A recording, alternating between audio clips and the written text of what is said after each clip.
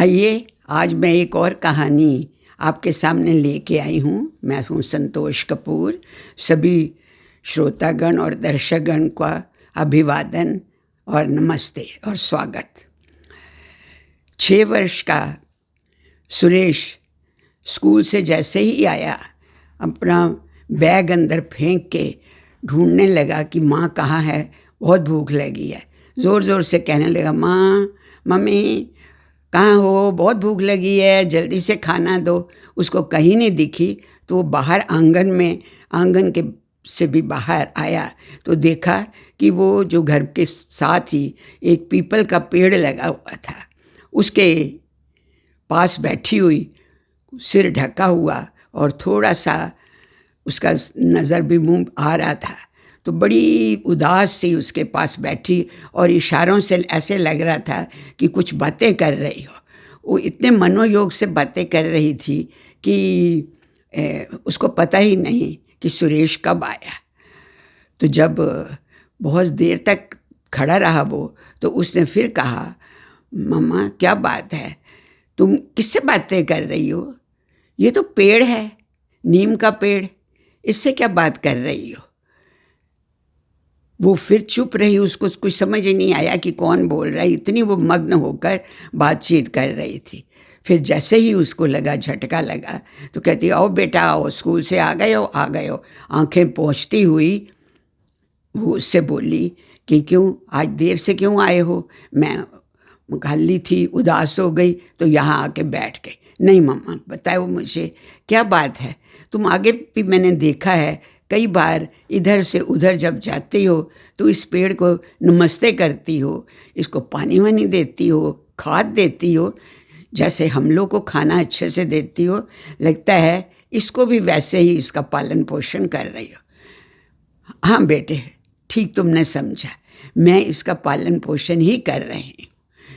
ये देखने में तो पेड़ है, लेकिन ये पेड़ नहीं बेटे, ये तुम्हारे पापा हैं। पापा?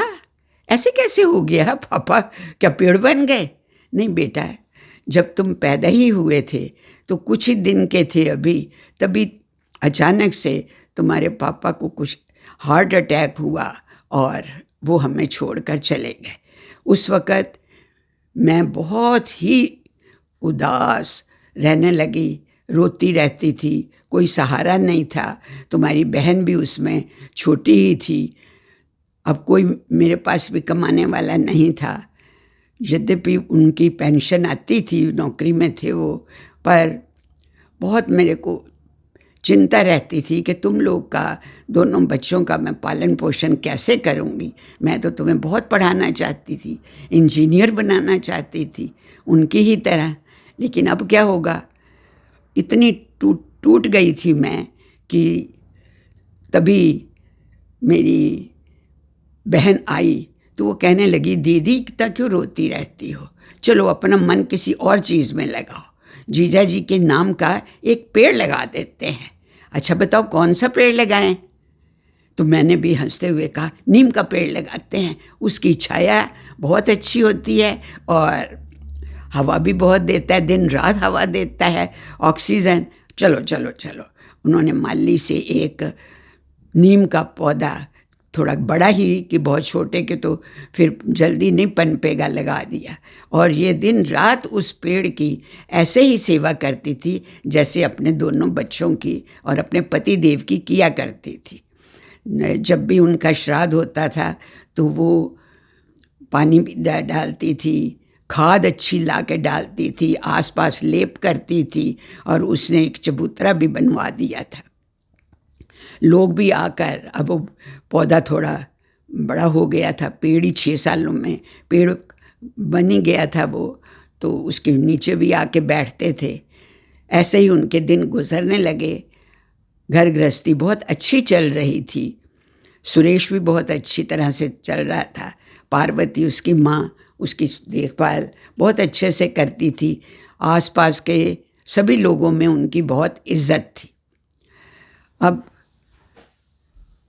6 साल के बाद जब वो 12 साल का हो गया तो वो खेल रहा था अपने दोस्तों के साथ, तभी उन्होंने देखा कि कुछ पुलिस के आदमी और दूसरे कुछ लोग एक इंची टेप लिए हुए, नाप तौल जैसे करनी होती है, वो इनके घर के आसपास कर रहे और पेड़ की तरफ इशारा बार बार कर रहे। इसने कान लगा के सुना तो वो कह रहे थे कि बस कोई बात नहीं, ये सब नाप तौल हो जाए तो जो हमने पुलिस चौकी बनवानी है उसमें ये पेड़ आ रहा है, इस पेड़ को तो ख़त्म करना ही पड़ेगा।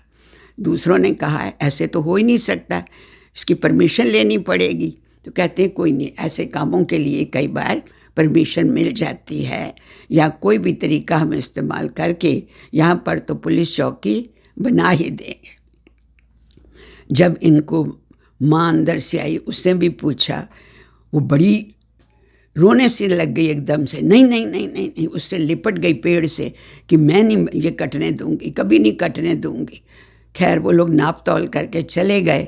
इन्होंने फिर वहाँ के प्रेसिडेंट जो था इनकी एसोसिएशन का, उससे भी सारी बात बताई, वहाँ के विधायक से मिले, एकदम भाग दौड़ ऐसे शुरू कर दी। और इनका खुशकिस्मती ये कि सब इनके साथ हो गए। सबको ये लगा कि ये पेड़ तो हम लोग को बहुत ही पसंद है, इतनी शुद्ध हवा आती है, हर वक्त इसकी छाँव में हम बैठते हैं, सब लोग बैठ के कई बार मीटिंग करते हैं, कई बार पिकनिक करते हैं, यही अगर चला गया तो क्या होगा। और वो हर वक्त पार्वती को यही रहता था कि इस पेड़ को कुछ हो ना, चाहे मुझे कुछ भी हो जाए। सब ने इतनी भाग दौड़ की पर कुछ नहीं हुआ, कई दिन बीत गए। अब सुरेश ने कहा कि कोई बात नहीं, बड़े नहीं कर सकते तो हम बच्चे तो कर सकते हैं।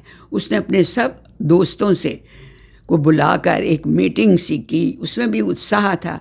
तो सब ने कहा कि हम इसके चारों तरफ हर वक्त 24 घंटे पहरा देंगे, और इसके साथ अगर कोई आएगा तो हम उसको आगे आने ही नहीं देंगे, लिपट जाएंगे, और ज़रूरत पड़ी तो हम अपना जीवन भी लगा देंगे और आमरण अनशन कर देंगे। तो वाकई जब उनकी कोई नहीं सुनी गई तो उन्होंने अनशन भी किया बारी बारी से। फिर दिन रात वहाँ आसपास रहते थे कि कहीं रातों रात ना वो इस पेड़ को काट दें या इसमें कोई नमक मिला दें कि ये धीरे धीरे अपने आप ख़त्म होने लगे।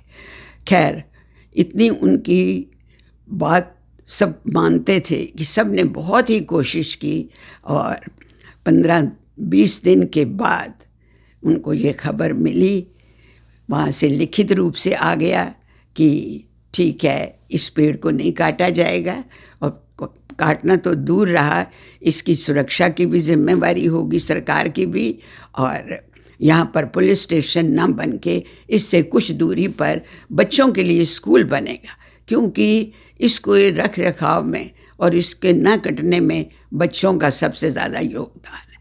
बच्चों में इतना उत्साह हुआ, इतना सब ने खूब शोर मचाया कि, और सुरेश तो बार बार मेरे पापा बच गए, मेरे पापा बच गए। सब ने बहुत खुशियाँ मनाई, और सब ने मिलकर उस एसोसिएशन की पार्वती का भी बड़ा ख्याल किया। सब ने मिल के पैसे जमा करके एक बहुत बड़ा भोज, मतलब पार्टी टाइप की, सबको अमीर गरीब सबको बुलाकर एक वहाँ खिलाया पिलाया। इस पेड़ के साथ फूलों के हार लटकाए गए। लड़कियों ने, इसकी बहन ने और लड़कियों ने मिलके रंगोली बनाई। ऐसे लग रहा था कि जैसे कोई विदेश से गया हुआ बंदा वापस आ गया है या पुनः उसका जन्म हुआ है। तो सब जय जयकार होती रही। तो और मेरे पापा ये कह के, पापा आप हमारे साथ सदा रहेंगे, सदा रहेंगे और सदा रहेंगे। आपकी जय, आपकी जय और आपकी जय।